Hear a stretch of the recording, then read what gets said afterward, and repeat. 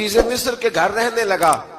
जुलेखा फरेफ्ता हो गई, गुनाह की दावत देने लगी। तो हजरत यूसुफ ने कहा काला माअज़ल्लाह, मैं अल्लाह की पनाह चाहता हूँ। सारे दरवाजे बंद करके जब वो पीछे भागी, असल हसीन वही शख्स होता है जो अपने बातन के हुस्न को बचा लिया करता है। जो सौदागरी करने लगे वो थोड़ा हसीन होता है।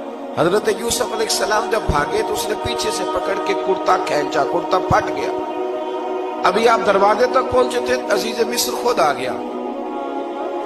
उसने आगे कहा ये क्या हो रहा है? तो उसने मकर किया जुलेखा ने, कहने लगी कि होना क्या है, इसको घर में रख के पाला है, अब जवान हुआ है तो माज़अल्लाह इसने मेरे तरफ दस्त दराजी करने की कोशिश की है। हजरत यूसुफ फिर खामोश हो गए। भाई बेच रहे थे तो फिर भी खामोश थे।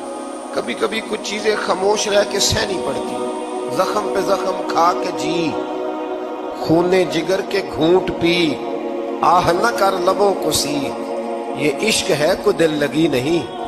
हजरत यूसुफ अलैहिस्सलाम फिर चुप है। जुलेखा ने बड़ी बातें की।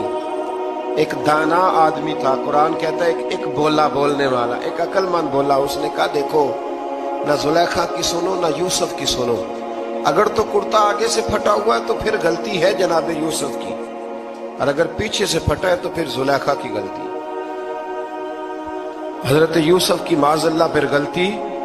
तो अजीज मिस्र ने कुर्ता देखा तो पीछे से फटा था, लेकिन इमाम कुर्तुबी कहते हैं वो कोई अक्लमंद आदमी नहीं, वो तो 4 महीने का बच्चा था। वो एक 4 महीने का वो करीब था। हजरत यूसुफ अलैहिस्सलाम की गवाही देने के लिए अल्लाह ने उसे जुबान दी थी। जुलेखा के मामू का बेटा था, 4 महीना का गहवारे में लेटा हुआ, जब बादशाह से फैसला नहीं हो रहा था और बादशाह परेशान था। अजीज मिस्र के किसी को जाके बताऊंगा तो कोई क्या सोचेगा, इसके घर में क्या कुछ होता है। कहते परेशान था तो पंघूड़े से बच्चा बोल पड़ा। कहने लगा बादशाह अगर तो कुर्ता आगे से फटा है तो फिर माज़अल्लाह गलती हजरत यूसुफ की, अगर पीछे से फटा है तो फिर जुलेखा की। तो कुर्ता पीछे से फटा था। हजरत यूसुफ के हक में गवाही मुकम्मल हो गई। अब आहिस्ता आहिस्ता ना दरबार में, महल में बात फैलने लगी। तो बीबियां कहने लगी ओहो, जुलेखा तो एक गुलाम पे आशिक हो गई है। एक गुलाम पे। तो जुलेखा कहने लगी तू अजय मेरा महबूब नहीं डिठा। ये रटे डालने वाले देखते नहीं और दूर खड़े रह रह के कहानियां सुनाते रहते। उन्होंने कहा तूने अभी देखा नहीं ना, तूने अभी, ये क्या पता हो कि माजरा क्या है। तो कहने लगी नहीं तू गुलाम पे। उसने कहा चलो तजर्बा कराती हूँ। सारी औरतों को बिठाया, हाथ में एक एक सेब दिया, एक एक छुरी दी, और जब पूरी तैयारी हो गई फल काटने की औरतों की, तो जनाबे यूसुफ से कहा जरा झलक तो दिखाओ। तो हजरत यूसुफ ने जब झलक दिखाई तो कुरान कहता है सेब काटने की बजाय हाथ काट लिए, और कहने लगी ओहो ये कोई बशर नहीं, ये तो कोई फरिश्ता है। ये कोई फरिश्ता है, ये तो कोई अल्लाह तबारक व तआला की तरफ से आने वाला, कोई करामत वाला, इज्जत वाला, शान वाला फरिश्ता है। तो जुलेखा कहने लगी समझ आई है फिर, तो मुझ पर शिकवा करती थी। तो अब वो बात भी आहिस्ता आहिस्ता फैलने लगी कि हजरत यूसुफ अलैहिस्सलाम की गलती नहीं, गलती जुलेखा की। अब बादशाह ने जुलेखा से कहा कि अगर तो मैं तेरी बात करूं तो तेरे साथ मेरी बदनामी का भी डर है, क्या करें। तय ये पाया कि हजरत यूसुफ को जेल में डाल दिया गया। पहले भाइयों के थप्पड़, फिर कुआं, फिर मिस्र की मंडी, फिर जुलेखा का इल्जाम, और फिर बारी आ गई जेल जाने की। हजरत यूसुफ अलैहिस्सलाम को जेल में, कुछ ने लिखा है 12 साल जेल में रहे, जेल में डाल दिया। हजरत यूसुफ अलैहिस्सलाम जेल में क्या करते, बाज फरमाते, तबलीग फरमाते, लोगों को अल्लाह की तौहीद की दावत देते। वहां जेल में ना एक शख्स ने ख्वाब देखा। उसने देखा कि मेरे सर पे ना परिंदे खा रहे। तो हजरत यूसुफ कहने लगे इसकी ताबीर ये है कि तुझे कत्ल किया जाएगा, तो तेरी लाश कुछ देर पड़ी रहेगी तो परिंदे तेरे सर पे आके बैठेंगे, ये ताबीर है। ऐसा ही हुआ, वाकई वो शख्स कत्ल हो गया। एक शख्स ने देखा कि वो शराब कशीद कर रहा है। उसने भी ताबीर पूछी तो आपने फरमाया तो अपने बादशाह को पिलाएगा। महसूस होता है कि उतनी देर तक शराब नाजायज नहीं थी। تو तू उसको शराब पिलाएगा, ये उसकी ताबीर है। वक्त गुजरता गया। वक्त जो होता है ना, वक्त ये खुद ब खुद लोगों की बेगुनाही साबित कर देता है। एक वक्त में ना प्रोपेगेंडा होता है तो हर आदमी प्रोपेगेंडे का शिकार होता है। फिर जब वक्त गुजरता जाता है तो खुद ब खुद वक्त का गुजरना कुछ चीजों का खुद ब खुद हाल बन जाता है। हजरत यूसुफ अला नबीना अलैहिस्सलातु सलाम को जब 12 साल बीत गए तो बादशाह ने, अजीज मिस्र ने ख्वाब देखा। उसने ख्वाब देखा कि 7 मोटी ताजी गायें दुबली पतली गायें को खा गई और 7 खुश्क बालियां हैं और 7 सरसब्ज़ शादाब बालियां हैं। अपने वजीर से कहने लगा कोई ताबीर वाला बंदा मिले। उसने कहा कि एक बंदा है जिसकी ताबीरें बड़ी सच्ची हैं। वो कौन? कहने लगे जनाब यूसुफ। तो कैद खाने में पैगाम भेजा हजरत यूसुफ को कि ख्वाब की ताबीर बताएं। तो जनाब यूसुफ ने ये नहीं कहा पहले मुझे बाहर निकालो, ये नहीं फरमाया। फरमाया ताबीर ये है, ये जो 7 खुश्क बालियां देखी है ना, उसका मतलब है कि 7 साल तंगदस्ती रहेगी, और 7 सरसब्ज बालियां देखी है तो फिर 7 साल अल्लाह खुशहाली दे देगी। और फरमाया ये जो तुमने गायें देखी है मोटी ताजी वो खा गई। फरमाया इसकी ताबीर ये है कि कोशिश करना कि जो तुम्हारे पास दिन ये चल रहे हैं जिनमें सरसब्ज़ शादाब है खेतियां, तो 7 सालों के लिए अनाज जमा कर लेना, बालियों के अंदर ही रहने देना, बाहर ना निकालना। और फिर अगले जो खुश्क साल होंगे ना, वो ये जो जमा पूंजी की होगी ना, इसकी बरकत से वो 7 साल आसानी से। इस पर हमारे मुफस्सिरीन ने लिखा है, इस आयत पर सूफिया और बुजुर्ग तो कहते हैं ना सारा अल्लाह के रास्ते में दे दो, ये भी बात अच्छी है। लेकिन अगर कोई अपने बच्चों के लिए आने वाले वक्त के लिए कुछ चीजें संभाल के रखे तो ये भी सूरह यूसुफ से साबित है। ये भी सूरह यूसुफ से, तो ये भी कोई ऐसा फेल नहीं है जिस पर कोई शख्स तनकीद कर सके। आमदाम बरसरे मतलब हजरत यूसुफ ने जब ताबीर बताई तो बादशाह कहने लगा कि उन्हें बाहर निकालो। आप फरमाने लगे मैं नहीं निकलता, भाई नहीं निकलता मैं जेल से, यही ठीक हूं मैं। आप क्यों नहीं निकलते? कहने लगे पहले ऐलान करके लोगों को बता के मैं बेकसूर हूं। वो जो तूने प्रोपेगेंडा किया ना अपने अपने मुंह से ऐलान कर। उसने जनाब जुलैखा को बुलाया, उन औरतों को बुलाया। वो औरतें सारी सामने आई, उन्होंने गवाही दी कि यूसुफ तो बेगुनाह है। पर साल कितने लग गए?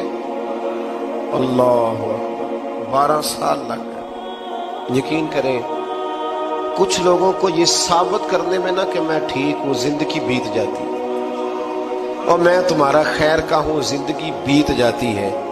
लोगों को होश तब आती है जब मजार पर चादर डालने का टाइम आ जाता है, होश तब आती है, लेकिन फिर होश का कोई फायदा। 12 साल के बाद बादशाह ने उनको बुलाया और कहने लगा कि ये जो ख्वाब मैंने आपको सुनाया अब करना क्या है? तो हजरत यूसुफ कहने लगे तुमसे कुछ भी नहीं होगा, अगर कुछ करना है तो फिर ये खजाने की जिम्मेदारी मेरी लगाओ। अगर कोई काबिल आदमी हो तो वो आगे बढ़ के बात कर सकता है। यहाँ हर बंदा ही आगे बढ़ के कहता है मुझे दे दो ड्यूटी, लेकिन काबिल हो तो वो आगे बढ़ के बात करे और समझे कि मेरे अलावा किसी के लिए मुश्किल है, तो फिर वो आगे बढ़े। हजरत यूसुफ ने जब कहा तो उन्होंने आपको वजीर खजाना बना दिया। फिर एक वक्त आया कि वो अजीज मिस्र ही बन गए। कहत पड़ गया, जब मिस्र में कहत पड़ा तो दाएं बाएं भी कहत पड़ा। किनान के आप रहने वाले थे, वहां भी कहत पड़ा। हजरत याकूब बेटे की याद में रो रो के तो आंखों की बिनाई चली गई। और यारो बाप भी बड़ा ही प्यार करता, बड़ा ही प्यार करता, बड़ा ही। पता है बाकी तुम्हें तोहफे देते हैं, बाकी तुमसे मोहब्बत करते हैं, तो बाप तो बेटे को अपनी जवानी दे देता है, अपनी जवानी अपने बेटे के नाम कर देता है। बाप भी बड़ा ही प्यार करता है। संगियो कोई नहीं तोल सकता।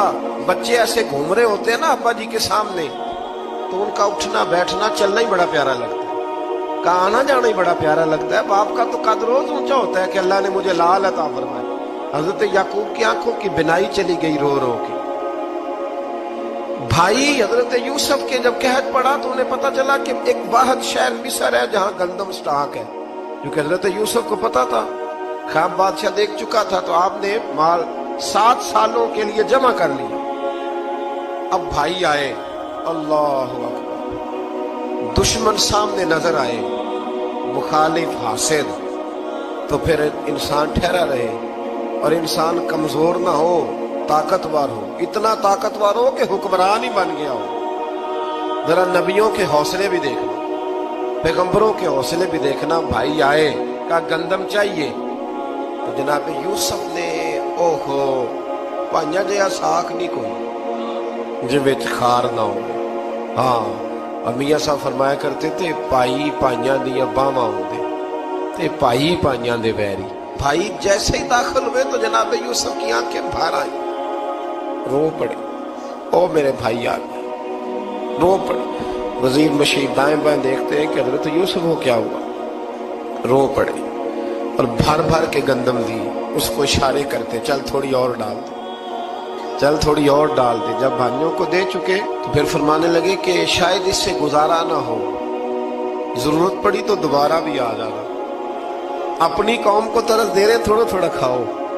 بھائیوں کو کہتے ضرورت پڑی نا آ جانا دوبارہ. اور کہنے لگے تمہارا ایک اور بھائی بھی ہے. کہاں ہے؟ بنیامین نام ہے. فرمایا ہو سکے تو اسے بھی لے آنا. بھائی پیسے لے کے آئے تھے گندم لینے کے لیے، اور جب واپس جانے لگے تو حضرت یوسف نے ان کی رقم دوبارہ رکھ دی، وہ دوبارہ ان کی بوریوں میں رکھ دی. گھر جا کے انہوں نے کھولی تو گندم بھی تھی اور پیسے بھی تھے. بھائیوں سے پیسے تھوڑی وصول کرنے. جا کے اپنے والد سے کہنے لگے ابا بادشاہ بڑے دیکھے ہیں پر اس میں کوئی خوشبو دیکھی. تو اس نے کہا ہے کہ اپنے دوسرے بھائی کو بھی لے کے آنا، تو بنیامین کو لے جائیں. حضرت یعقوب فرمانے لگے پہلے بھی تم پہ بھروسہ کر چکا ہوں، بار بار نہیں کروں گا. یوسف گوا چکا ہوں. پوتے بول پڑے، کہنے لگے دادا جی آپ تو ہر وقت یوسف یوسف ہی کرتے رہتے. انہوں نے ضد کی، اصرار کیا، تو جناب بنیامین کو ساتھ وعدہ لے کے، عہد لے کے، قسم لے کے بھیج دیا حضرت یعقوب نے. جناب بنیامین بھی پہنچے مصر میں. یہ دونوں ایک ماں سے تھے، سگے دونوں تھے. حضرت یوسف نے جناب بنیامین کو دیکھا تو اپنے ساتھ بٹھا لیا اور ذرا باتیں کر کے نا ادھر بیٹھ جاؤ ادھر بیٹھ جاؤ. اچھا نہیں ہے جگہ، آپ ادھر آ جاؤ میرے ساتھ بیٹھ جاؤ. بھائی تھا نا سگا، اچھا چلو ٹھیک ہے آپ ادھر آ جاؤ. بھائی کو ساتھ بٹھا لیا. ابھی جب چیزیں دینے لگے تو کان میں کہنے لگے، وہ پریشان تھے نا حضرت بنیامین کی یہ بندہ کیا کر رہا ہے، تو کان میں کہنے لگے میں بھائی ہوں تیرا، میں یوسف ہوں. تو اس طرح کا یار تھوڑے دن میرے پاس رہ نہیں جاتا. حضرت بنیامین کہنے لگے رہ جاتا ہوں. رہ گئے جناب بنیامین.